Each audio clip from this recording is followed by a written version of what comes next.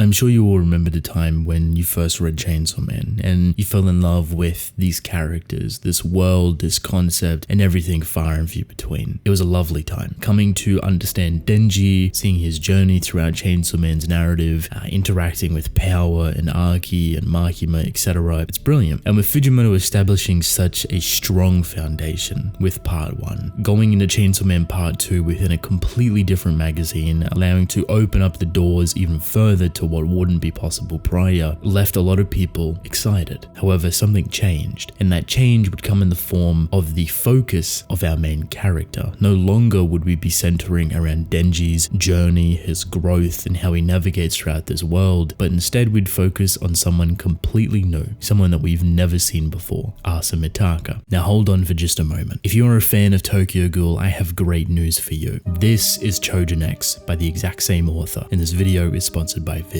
This is a story about superhumans known as Chojin, where the powers are a reflection of one's identity. It would follow two main characters, Tokyo and Azuma, being thrusted into a deep, dark prophecy as they come to learn that a being known as X would either save the world or be its destroyer. Good news is that you can buy Chojin X right now, so don't miss out. Head over to Viz using the link in the description, add it to your collection, you will not regret it. I have a lot of respect for Fujimoto for even attempting to do this. Changing your main character is a scary thing. Shifting focus away from your main character is a scary thing. Yet here we are, almost 30 odd chapters later, and are experiencing some of the best writing that Fujimoto has to offer, with a character that is completely irrelevant and disconnected to the first part of the story. I would say that not a lot of authors want to or even have this opportunity to shift away from their main character, for whatever reason they may deem applicable. See, one of the first things you'll probably notice about Chainsaw Man Part 2 is that it is drastically different to Part 1 in its operation, in its method, in its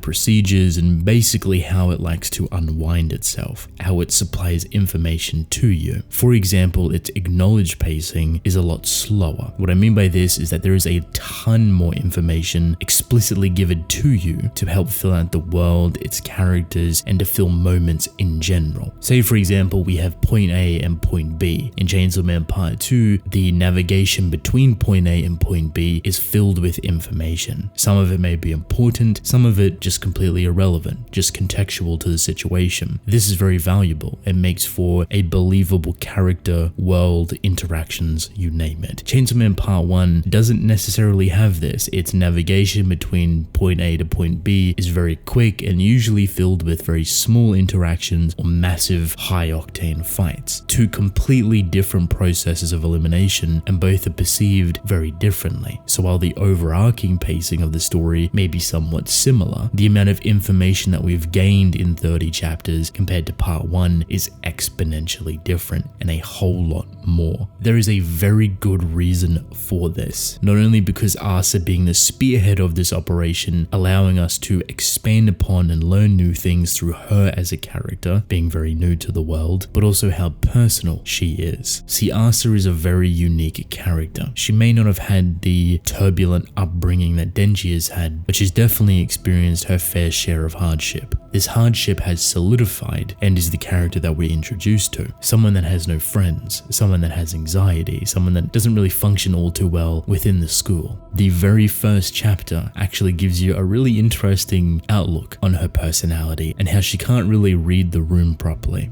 Nor can she, I guess, gauge or evaluate her own inner monologue or emotions all too well. So there's always, ever since the beginning, been this discrepancy between herself and everyone surrounding her, which feels back into her being an outcast. You'll notice that theme throughout all of Part 2. She's genuinely alone, and even if she does mean well, even if she tries to make friends, it's very difficult because of it. This would lead us down a path of exploration, specifically towards her, as you take this anxiety-driven, trauma-riddled, socially awkward individual and put them with one of the most dangerous things to ever exist, the concept or the devil that is war. Right here is where you think everything would change. War is powerful. War is insanity. Yet having that devil in the body of said individual turned out to be such a brilliant dynamic, a balancing act between being a tool for chaos and then on the other side someone that is emotionally, socially, and mentally so all over the place. See, everything that I've just talked about is the beginning, the first handful of chapters, and yet you already have such a beautiful understanding of Asa and even War, now known as Yoru, and the platform that they now share with one another. For me, this is incredibly valuable, and the reason why I think Fujimoto even approached this type of design, this direction in general, is because I think there's only so much of Chainsaw Man Part 1 that you can actually take. The story is brilliant from start to finish. Every single chapter is filled with action and fun and lovable characters, but you'll notice something very different between the two. Part 1 has a lot of identifiable characters, a lot of very powerful individuals that can draw your attention in a lot of different ways, meaning you could focus on Power or Aki or Makima or Himeno or Kobeni, these characters, while being added benefits and very much enjoyable in their own right, have a lot of attention brought onto them, and in response, it spreads your attention a little bit thinner. So now you have to focus on all of these characters, which is a good thing within Part 1. It adds variety, it adds a level of unpredictableness. It feels back into the story's architecture, being chaos at its root, and then that would drip feed down into its more serious topics, its trauma-related issues, and how all of these characters would navigate their own respected trauma. Have you figured out the difference yet? A big cast of characters. Fujimoto does not normally do a large amount of characters. If anything, it's quite the opposite. He keeps it very much intimate between maybe 1 to 3 people max, but normally it's 2. Now, there's not a lot of works that we can take example of this, but Fire Punch, for example, has all of its strengths, all of its most impressive writing between either focusing on one character or that character combined with another and how they interact. Some of his best one-shots focus on specifically 1 to 2 characters, and while it doesn't rule anything out, I think it's supportive in its own right that within Chainsaw Man Part 2, he's drastically reduced the amount of characters. He's drastically reduced the amount your attention is focused elsewhere. So instead, you're now fully paying attention to Asa. You're not even paying attention to Denji, who is our main character. And this serves as both an evolution within the story, a stepping stone into something potentially much greater, but also a decline in reader retention. Respectfully, a lot of people are not going to enjoy Chainsaw Man Part 2 simply because Denji is not there. Power is not there. Aki is not there. All of these characters that you have come to love, no longer there. That's why it's such a big gamble. That's why a lot of authors don't do it. That's why a lot of authors will never take the focus away from their main character. But if they're able to, they usually do it for a specific reason. They do it with purpose. They do it with intent. In Chainsaw Man Part 2, you can see it. The story is vitally different, almost the complete opposite of how Part 1 functions. Instead of focusing heavily on these high-octane, chaotic moments with characters that are so incredibly unpredictable, we're intimate, we're secluded, we're isolated. We have this feeling of being alone within Part 2, and Asa is our beautiful vessel for that. She shares the exact same sentiments of how Fujimoto is writing this story. And as you watch her grow throughout Part 2, as you watch her slowly and slightly take these steps to make friends, to open up her worldview little by little, to explore the natures of Yoru, the War Devil, and just this new world that she's being dragged into, you see it blossom into something beautiful, something that you haven't read from Fujimoto before, something that is not within Part 1 whatsoever, and overall it benefits the story. It benefits Fujimoto's flexibility in how he's able to write multiple different things from multiple different perspectives. He's not a one-trick individual. He's not just writing Chainsaw Man 2.0. This is a complete redesign into something a lot more personal, something a lot more intimate, and that is completely and entirely reflected within Asa's personality, how she acts, how she thinks, how she's been evolved, and very quickly, in less than 30 chapters, she has become one of, if not the best written character within the Chainsaw Man universe. You may love her or you may hate her, but the amount of work that Fujimoto has done to make this character prominent and powerful in every every single aspect is nothing short of phenomenal. The absolute